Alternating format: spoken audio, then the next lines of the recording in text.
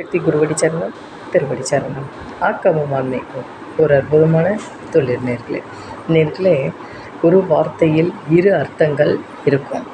எதுவுமே நம்ம நுண்ணிச்சு ஆராய்ந்து பார்த்தா தான் அதோட பதில் தெரியும். அதே போல் செல்லாத காசிலும் செப்புண்டு மகனே அப்படின்னு அம்மா சொல்லியிருக்காங்க. எங்கள் அம்மா மருவத்தூரம்மா. ஆனால் அதில் யாரையுமே இதுவாக சொல்லக்கூடாது, அவங்கள்ட்டையும் ஏதாவது ஒரு இது இருக்கும் அப்படிம்பாங்க அடிக்கடி.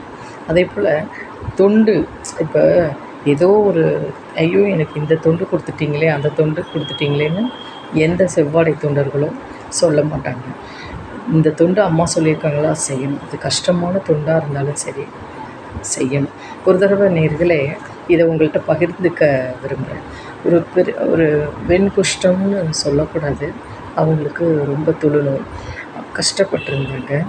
அப்போ முடிஞ்ச அளவு தொண்டு செஞ்சுட்டு அவங்கள அனுப்பிச்சுட்டேன். பசிக்குதுன்னு சொன்னாங்க, சரின்னு உணவு கொடுத்தோம்.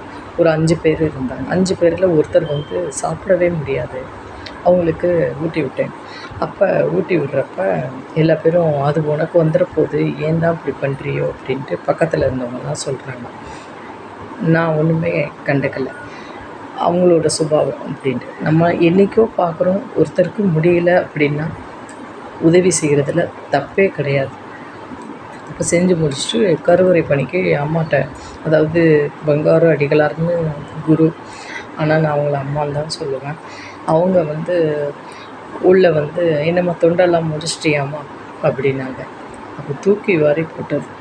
எப்படி தெரியும் அம்மாவுக்கு நம்ம செஞ்சது, அதுவும் ஒரு எங்கேயோ இருக்கிற ஒரு ரோட்டில் அப்படிங்கிறப்ப, அம்மா அதுதான் அம்மா நம்மளுக்கு. இந்த அம்மா எனக்கு 14 வருஷம் குழந்தை இல்லைம்மா அப்படின்னதுக்கு, 6 மாதங்களில் உனக்கு குழந்தை பாக்கியம் கிடைக்கும்.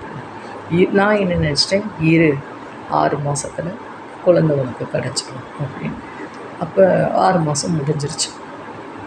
6 மாதம் முடியவும் அம்மாட்ட, அம்மா நான் கேட்கலம்மா, குடும்பத்தில் இருக்கிறவங்க கேட்க சொன்னாங்க, 6 மாதம் முடிஞ்சிருச்சு குழந்தை அப்படின்னு.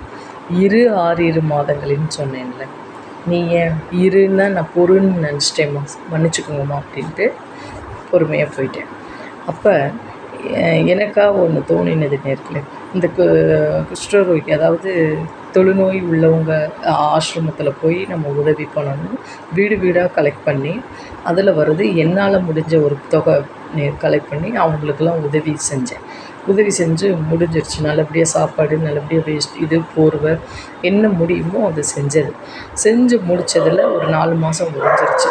அப்போ இன்னும் 2 மாதம் இருக்குது. ஒரு பையனால் தொழுநோயில் நடந்து போக முடியாமல் அவனை தூக்கிட்டு போய் அம்மா கருவறை கிட்டக்க காமிச்சேன். காமிக்கவுமே அந்த பலனா என்னன்னு தெரியல, இல்லை கடவுளோட ஒரு கிருபைன்னு நினைக்கிறேன். இந்த தொண்டு செஞ்சதுனாலையா இல்லை என்னதில்லை, குழந்தை பாக்கியம் கிடைத்தது.